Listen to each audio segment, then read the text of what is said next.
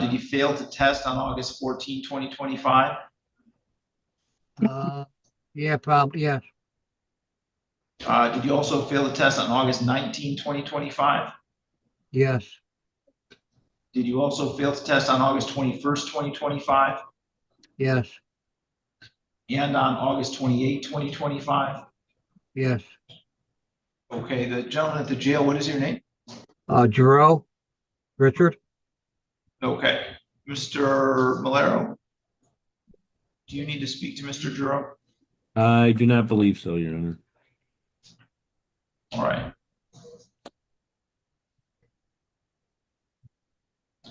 This is file 22-20936-FH, 25-22330-FH, 25-22331-FH, 26-22529-FH, 26-22543-FH, and 26-22581-FH. People versus Richard James Giroux Jr. We are here today in the 25 case for in the 22 case for probation violation. In the other cases for a pretrial conference, as well as hearing on various contempts that are pending. First, I have the attorneys place their appearances on the record, beginning with Ms. McClure. B.B. McClure on behalf of the people. Salvatore Malero on behalf of Richard Giroux. And sir, you are Richard James Giroux Jr., correct? Yes. Mr. Malero, where do we stand with Mr. Giroux's cases today? Your Honor, yesterday I believe we sent over to the court a signed plea agreement and the corresponding advice of rights.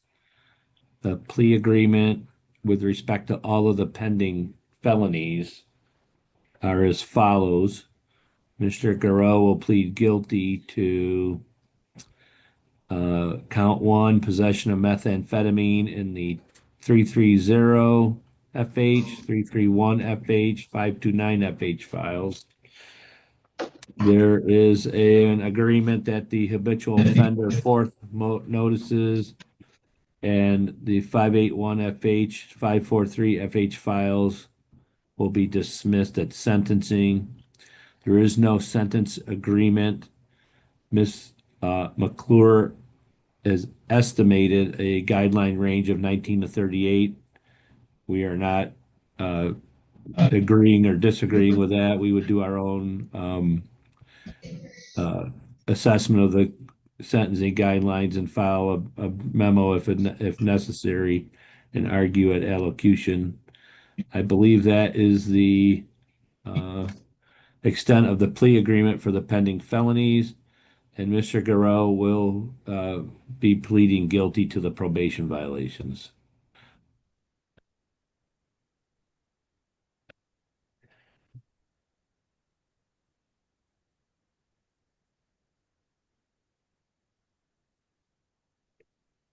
All right, Mr. Giroux, will you raise your right hand, please?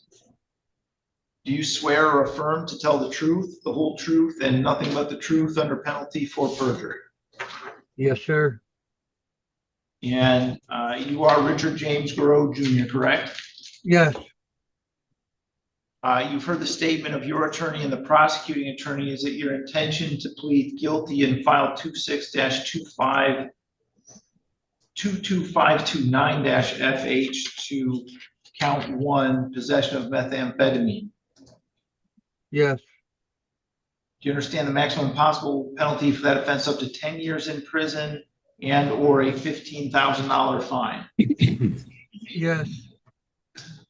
Is your intention to plead guilty also in file 25-22331-FH to count 1, again, possession of methamphetamine? Yes. You understand that also carries maximum punishment of up to 10 years in prison and or a $15,000 fine? Yes, I do. And is it your intention to plead guilty also in file 25-22330-FH to count 1, possession of methamphetamine. Yes, I do. And again, that has a maximum possible penalty of 10 years in prison and or a $15,000 fine. You understand that? Yes, I do. Are you satisfied with Mr. Malero and the advice that he's given you? Yes, Neither the prosecutor, defendant, or anyone acting on the defendant's behalf has discussed a possible sentence with the court. Is that correct, Ms. McClure? That is correct, Your Honor. And just for the record, the only reason I put the estimated guidelines on the plea form was because we had discussed that. So I just wanted to make sure that that was on there, but it's not any sort of Kilbur or anything like that. Okay. Is that correct, Mr. Malero? Yes, that is correct, Judge. Is that also your understanding, Mr. Yarrow? yes, If a guilty plea is accepted, there'll be no trial. That means you're giving up the rights that you would have had at trial. I'm going to explain those to you now to make sure that you understand. You have the right to a speedy public trial by jury. You could ask for a non-jury trial, and if the prosecutor and the court agreed, you could have a non-jury trial. You have the right to be presumed innocent until proven guilty beyond a reasonable doubt. You have the right to have the prosecuting attorney prove beyond a reasonable doubt that you are guilty, and you do not have to prove anything. You have the right to be present at trial, to have the witnesses against you appear at your trial, and to ask those witnesses questions. You have the right to have the court order any witnesses you have for your defense to appear at your trial. You have the right to remain silent during your trial and not have that silence used against you. However, you also have the right to testify at your trial if you wanted to testify. You understand, Mr. Garrow, that if your plea is accepted, you may be giving up the right to appeal issues that would otherwise be appealable if you were convicted at a trial. yes, You also understand that any appeal from the conviction and sentence pursuant to your plea will be by application for leave to appeal and not by right. yes, If you are not a citizen of the United States of America, conviction of a crime can result in deportation, exclusion from admission to the United States of America, or denial of naturalization. Do you have any questions about any of those rights? no, I don't. Do you understand that you're giving them up? Yes, How do you wish to plead in file 25-22330-FH that on or about March 16, 2025 in the city of Adrian, County of Lenawee, State of Michigan, that you did commit the offense of possession of methamphetamine? guilty. And how do you wish to plead in file 25-22331-FH to the charge that on or about July 4, 2025 in the city of Adrian, County of Lenawee, State of Michigan, that you did commit the offense of possession of methamphetamine? Guilty. And how do you wish to plead in file 26-22529-FH that on or about December 17, 2025 in the city of Adrian, County of Lenawee, State of Michigan, that you did commit the offense of possession of methamphetamine? Guilty. Has anybody made any threats or promises to you to induce you to plead guilty to those charges? No, Do you understand that if I accept your plea, you're giving up any and all claims that those pleas were given as a result of threats or promises that were not disclosed to the court on the record this morning, or that it Yeah. was not your choice to enter those pleas? yes, Is the prosecutor or defense counsel aware of any promises, threats, or inducements other than the plea bargain to induce Mr. Garrow to plead guilty today? None, Your Honor. No, Judge. Mr. Garrow, has your attorney promised you any particular sentence or estimated what your sentence would be? no, If your plea is accepted and you engage in misconduct, the court's not bound by any sentencing agreement or evaluation. Misconduct includes but is not limited to absconding, failing to appear at sentencing, and violating bond conditions, violating the terms of any plea or sentence agreement, or otherwise failing to comply with an order of the court pending sentencing. Do you understand that? yes, Is it your own choice to plead guilty today? yes, Mr. Malero, do you want to establish the factual basis? Yes, Your Honor, but as a point of clarification, the prosecutor has estimated the sentence, but I think it's been made clear that It is not a Killebrew agreement or a Cobb's agreement or any sentence that the defense has agreed to. Understood. She's estimated the sentencing guidelines. Correct. Yep. So, Your Honor, or Mr. Garreau, as to the 529 FH file, is it true that on or about December 17th, 2025, you were in the city of Adrian, County of Lenawee, state of Michigan? Yes. And at that time, did you knowingly and intentionally possess a controlled substance known as methamphetamine? Yes. And you were not, you did not have any legal justification for possession of that, of the methamphetamine? No. And you, in fact, you knew it was illegal. Yes. Okay, and that was due to your addiction to methamphetamine? Yes. All right. Is the court and the state satisfied as to that file? Yes, Your Honor. Yes. All right. Mr. Garreau, as to the 330 FH file, is it true that on or about March 16th in 2025, in the city of Adrian, County of Lenawee, state of Michigan, you were in possession and knowingly and intentionally possessed the controlled substance known as methamphetamine? Yes. And you knew that it was illegal to possess that substance? Yes. And you did not have any legal justification to be in possession of that substance? No. Is the court and state satisfied as to that file? People are satisfied. Yes, sir. And Mr. Garreau, as to the 331 FH file, last but not least, on or about July 4th, 2025, in the city of Adrian, County of Lenawee, state of Michigan, did you knowingly and intentionally possess the controlled substance known as methamphetamine? Yes. In fact, you knew it was methamphetamine, Yes. and you knew that it was illegal to possess such a drug, Yes. and you did not have any legal justification to possess that substance? No. Is the court and state satisfied as to that offense? People are satisfied. Yes. Has the court complied with MCR 6.302 B, C, and D, Ms. McClure? It has. I believe the court has, Your Honor. All right, I will accept those pleas then. They have been given understandably, voluntarily, and accurately. Mr. Garreau has had full knowledge of his rights and has had competent counsel. The court has not made any agreement regarding the possibility of a plea or sentence in this case with the prosecutor, defense attorney, defendant, or anyone acting in the interest of any of them. I will refer this matter to the probation department and set sentencing for June 5th at 8:15 a.m. Do we need to address the probation violations? Yes, we do. Thank you.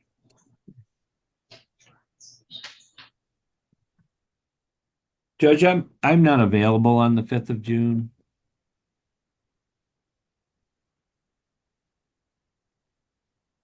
Okay, how about June 11th at 8:15? That would be fine.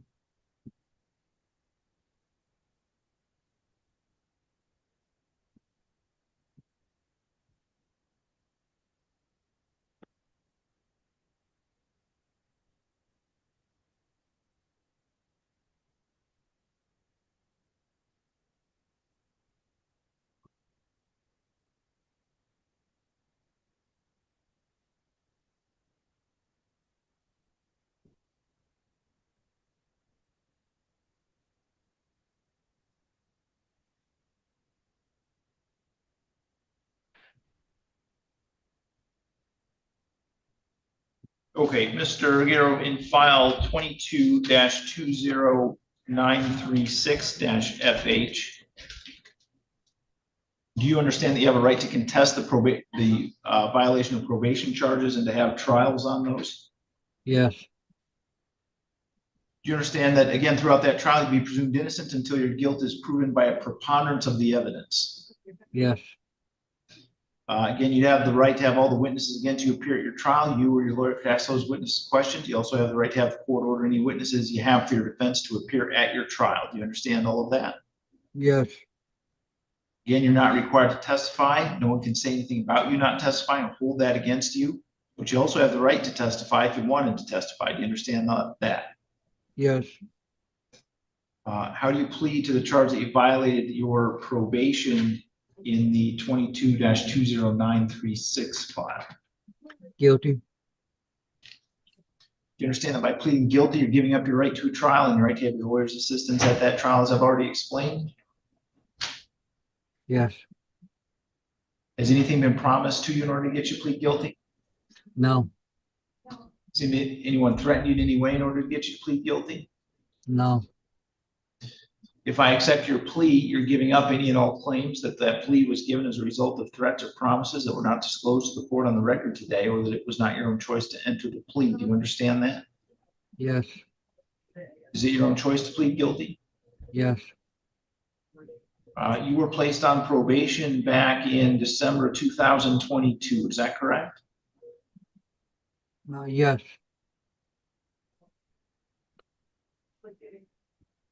And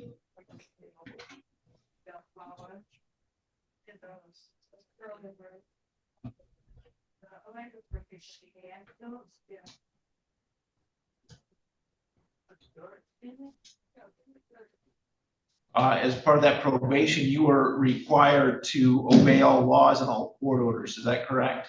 correct, And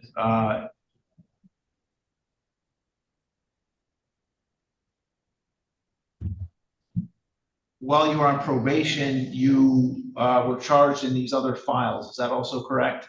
yes, And in these other 25 and 26 files, you were required to do drug testing. Is that correct? correct, And did you fail to test on August 14, 2025? yeah, probably, yes, Did you also fail to test on August 19, 2025? yes, Did you also fail to test on August 21st, 2025? yes, And on August 28, 2025? yes, And also, let's see, there's 3 more dates, August 30th, September 3rd. I'm sorry, just August 30th and September 3rd. Did you also fail to test on those dates? yes,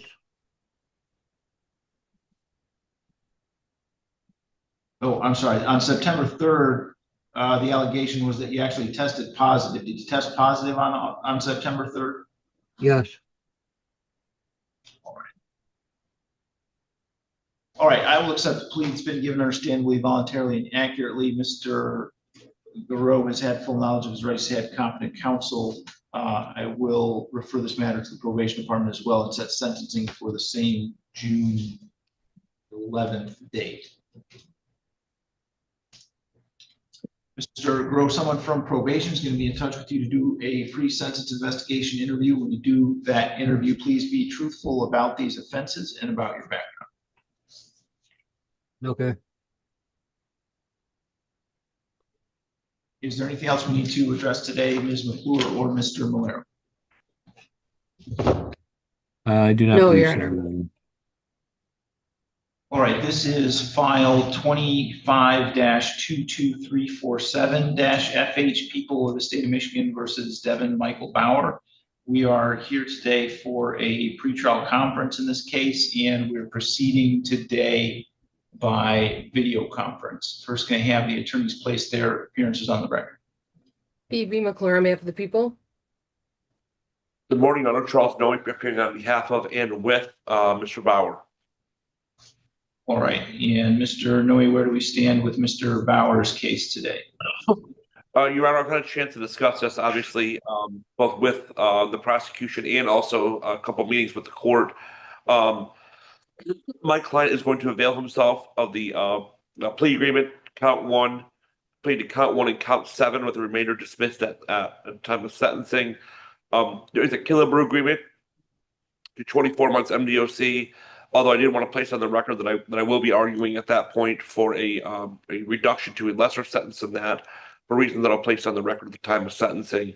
But also my understanding is that if the court is inclined to agree with me and lower the sentence, the court would be, I'm sorry, the prosecution would be entitled at that time, if they wanted to withdraw their plea, they could.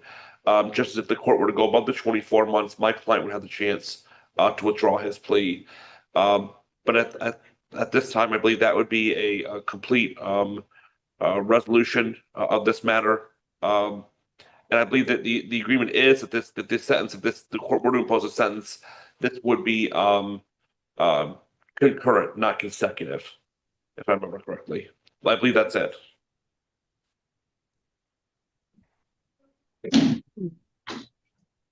Okay, so just with respect to count 7, that charge under the statute, a consecutive sentence may be imposed for the underlying conviction. I understand that, and my understanding is that the agreement with that was that would be concurrent. Oh, I'm sorry, I misunderstood. Okay, Ms. McClure, is that a complete and accurate statement of the agreement then? That is correct, Your Honor. Okay. Mr. Noe, do you have a signed advice of rights form from Mr. Bauer? I don't, Judge, but I'll take care of that today. That's my apologies. I should have taken care of that ahead of time, and that'll get sent today. It needs to be taken care of now before he pleads. He needs to sign it. I'll have him take care of it. All right. Okay, Ms. Underwood, are you ready to proceed with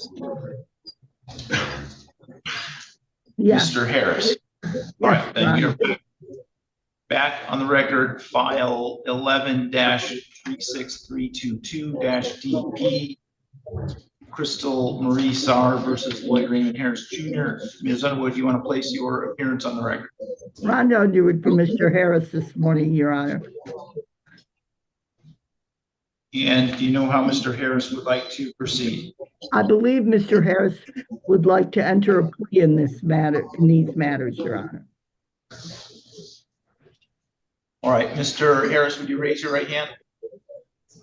Do you swear or affirm to tell the truth, the whole truth, and nothing but the truth under penalty for perjury? Yes, sir. And you are Lloyd Raymond Harris Jr., correct? Yes, sir. Mr. Harris, do you understand that if you plead guilty today, that the sentence you to jail for up to 45 days? Yes, sir. You are entitled to have a trial, and you can't be convicted unless the evidence at your trial proves that you're guilty beyond a reasonable doubt. Do you understand that? Yes, sir. You're entitled to have all the witnesses against you appear at your trial, or you ask those witnesses questions while they are under oath at your trial. Do you understand that as well? Yes, sir. You also have the right to have me order any witnesses that you have for your defense to appear at your trial. Do you understand that? Yes, sir. You are not required to say anything at your trial, and no one can say anything about you not testifying or that against you in any way. Do you understand that? Yes, sir. On the other hand, you have the right to testify at your trial if you wanted to testify. Do you understand that as well? Yes, sir. How do you plead to the charge that you failed to pay child support to the best of your ability up to the amount ordered? Guilty. How do you plead to the charge that you failed to appear? Guilty. Failed to appear in court for a show cause hearing on June 17, 2024. Guilty. So you have an old arrearage in this case in the amount of, oh, I'm sorry, it looks like it's $8,690.80. Do you agree with that? Yes, sir. And according to the friend of the court information, the last payment that you on that was back on March 15th of 2026 in the amount of $234. Is that correct? No, sir. I'm not sure who made that payment. I did not make that. Your Honor, it was an involuntary seizure. He's not made a payment on this case in over 3 years. Okay. Do you agree, Mr. Harris, that you haven't made a voluntary payment in more than 3 years? Yes, sir. All right, and as a result of that, the court had a show cause hearing back on June 17, 2024, and you did not appear in court for that hearing. Is that correct? Yes, sir. I did not receive anything saying I was supposed to show up. Is your address still at 8085 St. Clair Street in Morenci? No, sir, it is not. Did you ever come to the front of the court and update your address? Yes, sir, I did. It was supposed to be 8106 St. Clair Street. Okay, all right. Obviously, you got one record. So I'll accept the plea on the failure to pay. I cannot accept the plea on the failure to appear in court because Mr. Harris is not admitting facts that would constitute the. Thank you, Your Honor. Is there anything, Ms. Underwood, that you want to say on behalf of Mr. Harris before the court passes sentence on the failure to pay? Just briefly, Your Honor, Mr. Harris needs to get to the Health and Human Services building and get some ID, Your Honor. Mr. Harris states to me he has tried to get ID for 2 years and he has been unable to get that. He has a problem that he has no social security card or no ID, Your Honor. That obviously is a problem getting work. I've explained to him that he needs to do that. I've explained to him further that he needs to get into the front of the court and have a review on this matter, Your Honor. It's a very old case and he's got a big arrearage, so which will not be affected, but it's still collecting. So he needs to do these things and be proactive to do them. Mr. Harris, I don't believe has money to make a payment, Your Honor, but I think having, what I would like to see is Mr. Harris released and given a time period to do these things and come back for a sentencing, Your Honor, but the court, is within its rights to do, of course, whatever it wishes. But I think something needs to be done to aid Mr. Harris or to give him incentive to get in and get some ID and get these things going, Your Honor. Mr. Harris, is there anything you'd like to say on your own behalf before the court passes sentence? No, sir.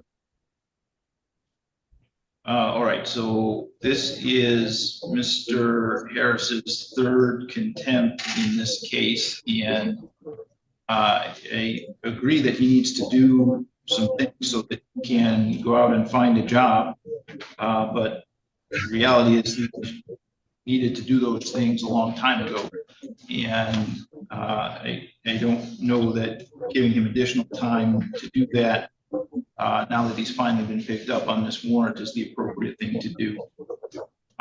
It will be the sense of the court that Mr. Harris served 45 days in the Lenawee County Jail with credit for 1 day served. Obviously, the court is more interested in getting the child support paid than anything else, but so if he can pay $1,000, I'll allow him to be released early from that sentence.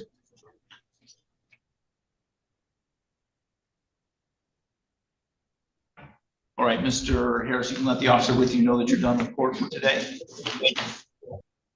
Okay, this is file 25-22449-FH, People versus Savannah Ray Pate. We are here today for a pretrial conference in this case, and we're proceeding today by video conference. First, can I have the attorneys place their appearances on the record? Allison Arnold for the people. Brian Fry for Savannah Pate. And Ms., you are Savannah Ray Pate. Yes. Mr. Fry, where do we stand with Ms. Pate's case today? Yes, Your Honor. This past week, we did receive a plea offer from the prosecutor's office. I just had a chance to discuss that with my client this morning. My understanding is part of the plea agreement, the prosecutor wants my client to physically sign the plea agreement form versus just placing it on the record. So, due to that, and I also would need her to sign the advice of rights as well if she wishes to take the plea, which is my understanding. I think she does. I'll need a little bit more time to accomplish that. So if we can set this over for a week or whenever the court's next available is, it seems like we might have a resolution to this case.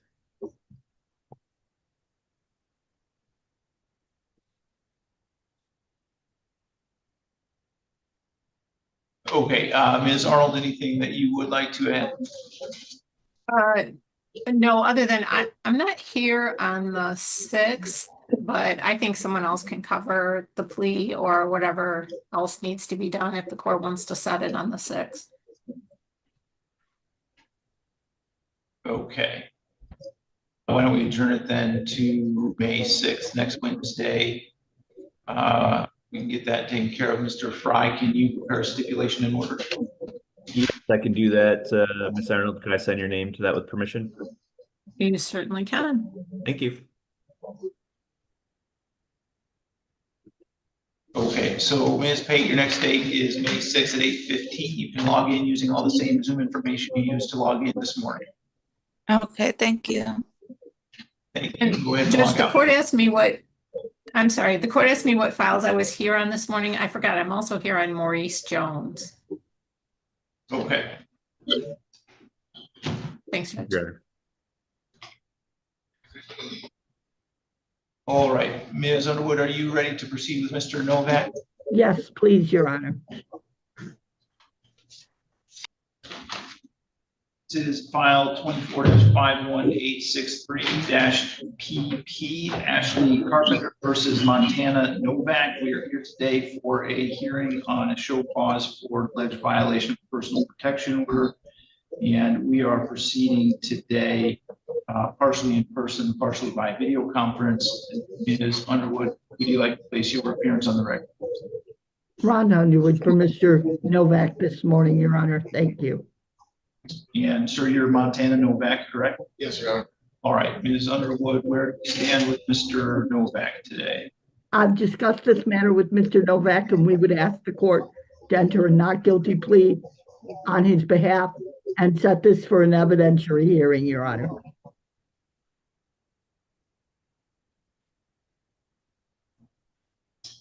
Okay, so Your Honor, there is something that people need to bring to the court's attention when it's appropriate. go ahead, Ms. McClure. I'm not sure if Ms. Carpenter has hired an attorney or not, but our office is actively prosecuting her for an open case, so I don't think it would be appropriate for us to represent her on a PPO violation hearing.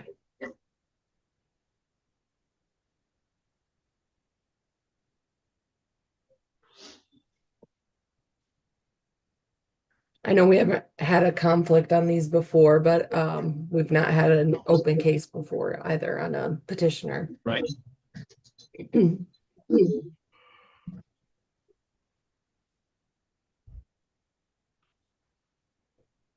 Okay, so my understanding of the law on that is that if she does not hire an attorney personally, that the county prosecutor is charged with that duty. So if she doesn't, I suppose we would need to have a special prosecutor to pursue them.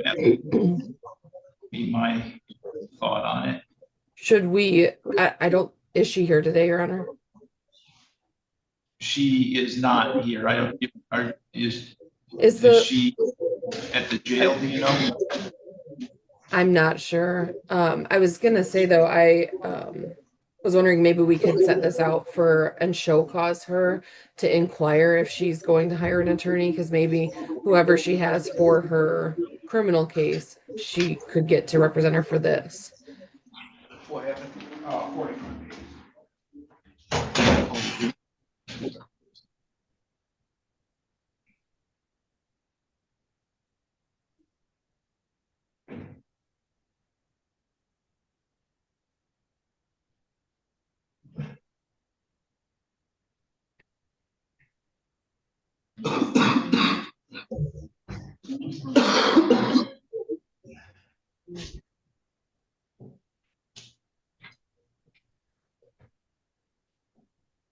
Okay, thank you.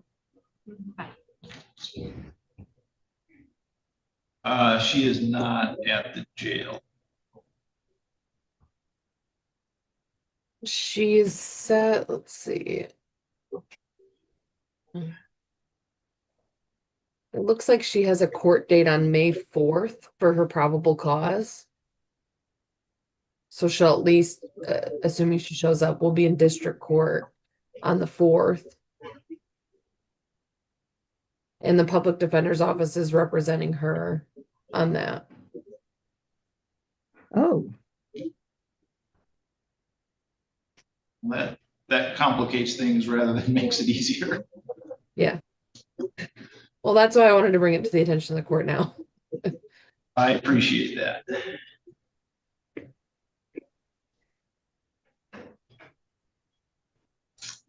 Okay, what I'm going to do with this, I'll continue the not guilty plea for Mr. Novak, and I'm going to set this for a status conference while the attorney situation gets figured out. Let's set that for May 13th at 8:15. And hopefully the prosecutor's office and the public defender's office can get figured out what needs to be figured out with respect to representation in this case, because it's unfortunately complicated. thank you, Your Honor. So, Mr. Novak, your next date is May 13th at 8:15. You can come in person as you did today, or you can come attend by Zoom if you want the Zoom information available. Has that for you. Okay. Thanks. Thank you. You were all set for today. This is file 26-22527-FH versus Michael William Vaughn. We are here today for a pretrial conference in this case, and we're proceeding today partially in person and partially by video conference. First, going to have the attorneys place their appearances on the record, beginning with Ms. McClure. Phoebe McClure on behalf of the people. Matthew Murphy appearing on behalf of Mr. Vaughn. And sir, you are Michael William Vaughn? That's correct, Your Honor. Mr. Murphy, where do we stand with Mr. Vaughn's case today? Your Honor, I've retained an expert in this matter. Mr. Corrado has been provided via Dropbox all the discovery relevant in regards to assessing the case. Mr. Corrado, he's been kind of backed up. He hasn't completed his assessment yet. So I was going to ask, I think that, the motion ultimately will be determinative in this matter. Finding out ultimately from him his complete assessment of it is something I wanted to do before proceeding to trial, to file the motion if it was plausible. So again, I do apologize that it's not been completed at this point. But I would ask the court if we could do just one more pre-trial before setting trial in this matter. I know this has been pending for over 3 months. But again, I do apologize to the expert. I suppose I could have gone to a different expert, but Mr. Corrado is a little bit backed up. He is, I have used him in the past, and I talked to Mr. Vaughn. He did prefer that we retain him.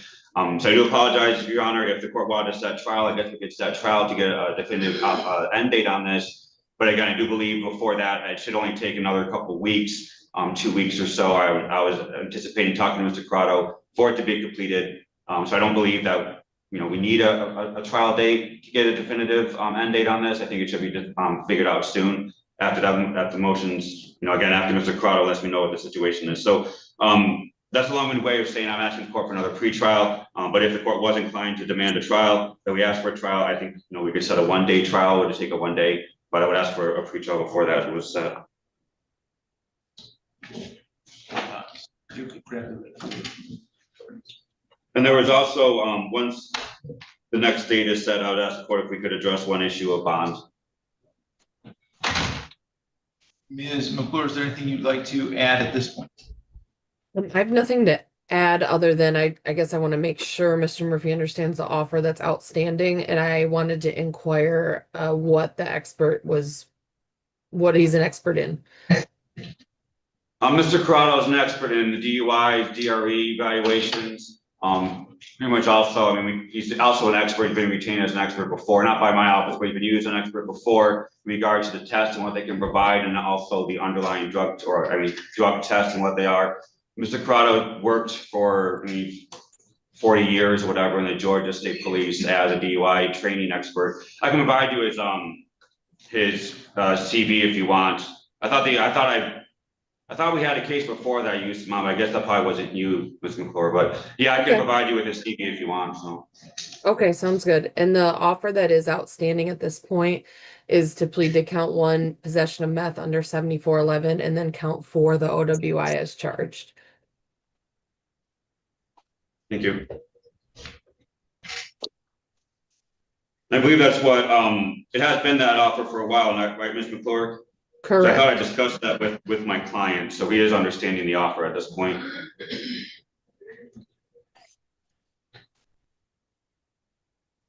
All right, I will adjourn this out to May 20th at 8:15 a.m.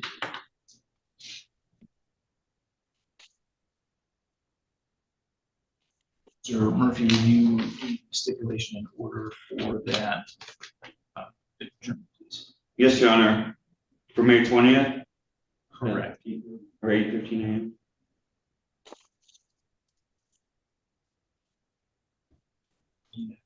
You wanted to address bond. Your Honor, there was one thing I was asking the court to consider is I understand that there has been a violation of the or an allegation of violation of the tether of alcohol testing on the tether. I was asking the court to consider in regards to the drug testing. I don't believe Mr. Vaughn has tested positive in regards to drug testing.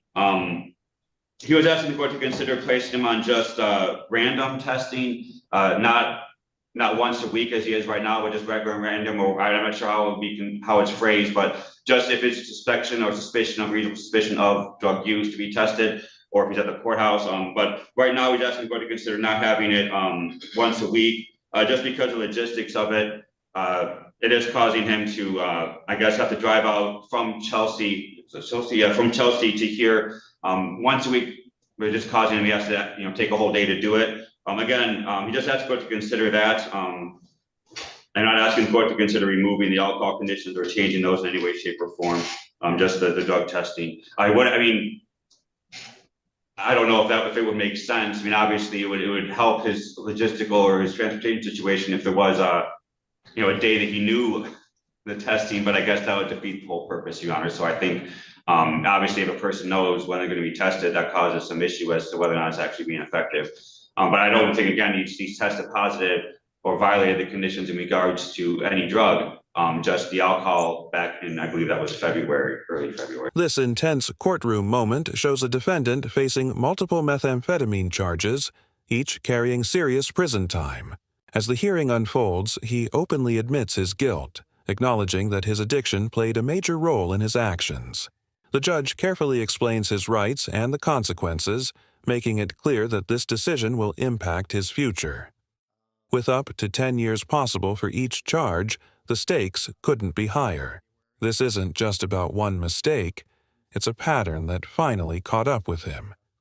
Now, the real question is, will this be the turning point in his life, or just the beginning of something worse?